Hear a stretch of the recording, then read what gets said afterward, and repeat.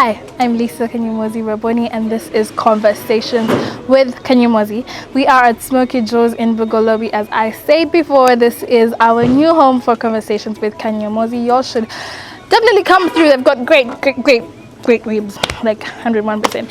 Anyway, so today's conversation is on choice feminism. So not a lot of the time, now I don't hear it as much as I used to hear it before, but feminism is again to give women choices that they didn't necessarily have under oppression. And then some people have manipulated that to believe that as long as you're making choices for yourself, then you can identify as a feminist and you're present in the movement. But choice feminism, and I would like to now coin a term, this is a paper, it's all work from a paper Michael L. Ferguson wrote, and its choice feminism offers a worldview that does not challenge the status quo, that promises to include all women regardless of the choices and of their choices, and that abstains from judgment altogether. So choice feminism seeks to include women regardless of their choices. So it's trying to make feminism a kumbaya type of movement. Feminism, again, I would like to share, is a politic. So it has set beliefs that do not change whether you like it or not. I was part of a conversation where someone shared how everyone can be a feminist as long as they acknowledge that they are feminists. They are feminists who are feminists and they agree to submit in their relationships. Friends, I would say that's a bit problematic. Again, submission comes from playing the other. It comes from the idea in romantic relationships, and I'm speaking for romantic relationships with men, but also I cannot speak for romantic relationships with women or queer, because I do not identify as queer or lesbian. So I'll speak from a heterosexual point of view. So the person's submission comes from playing the other, the Nick, playing an unequal part in the relationship because someone else has the power. You cannot say you are feminist and you're submitting, because then you're asking for equality within your relationship. You cannot ask for equality within your relationship and still be submissive. So there's three criticisms that come with choice feminism. They say feminism is too radical. Feminism is too exclusionary and it's too judgmental. It's too radical. Feminism sits on certain points and it's like, this is it. We are not compromising. We want to dismantle the patriarchy. Dismantling the patriarchy comes with questioning cultural aspects. It comes with questioning institutions like the institution of marriage. And some people are like, no, you know what, don't touch that, let's not touch that one, let's leave it as it is. It's too exclusionary. So it's either you're a feminist and you believe in this and this and this, or you're not and you sit there and agree. So choice feminism seeks to, no, we can all exist in our spaces. Even if you believe in some things and you don't believe in others, it is fine. Feminism is too judgmental, so it makes a point and that's about it. And I think if you've been on the TL lately on Twitter, you will understand what we mean by it's too judgmental. It's you're going to hold abusers and rapists accountable, or we're just not going to sit with you. And that's that on that.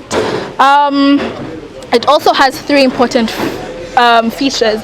It sees freedom as the capacity to make individual choices, oppression as the inability to choose. So freedom, when you're free, you're able to make your choices as you please. And then if you're oppressed, then you cannot make any choices. And at most times, we would like, as privileged women, yes, there are choices that you can make, but still there's a stop to that with the patriarchy. Abstain from judgment of the content of women's choices. So someone can say, oh, I'm going to be a stay-at-home mom.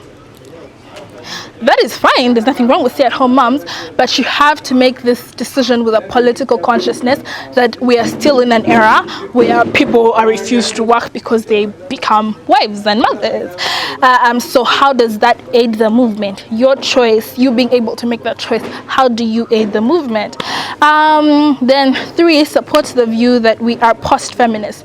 So choice feminism, it gives the idea that, we have already, post-feminism is when feminism has achieved its goals, which I don't think is a place that we are at. So choice feminism says, oh no, we've reached this place, so why are we still fighting? I can now choose to do as I please, which is false.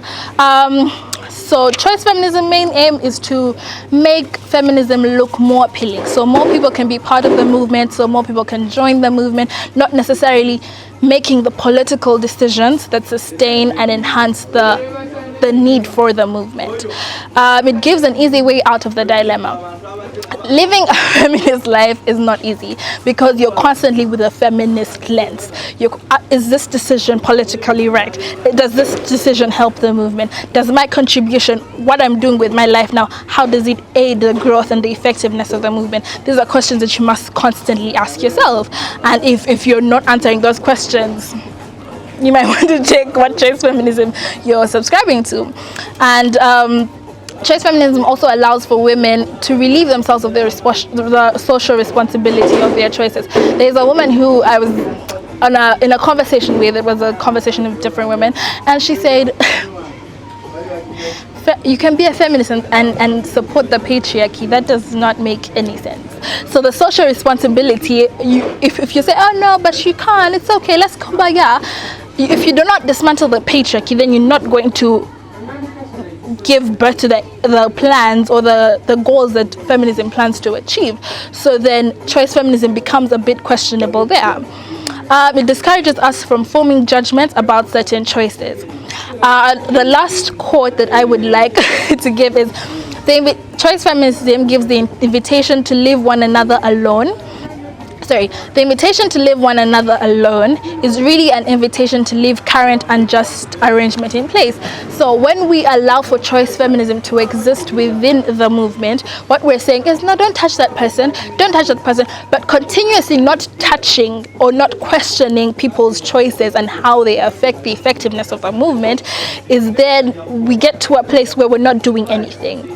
If people are saying, oh, I can be a feminist and submit in my relationship, how does that work when we're asking for equality in homes or gender roles? Or I can be a feminist and not work, and that's a personal decision and we're not supposed to touch it. But then how does that play a role in ensuring that in the long run women are able to get seats at the table, and it's not, and we're now combating gender roles that women are supposed to be in certain aspects of the home.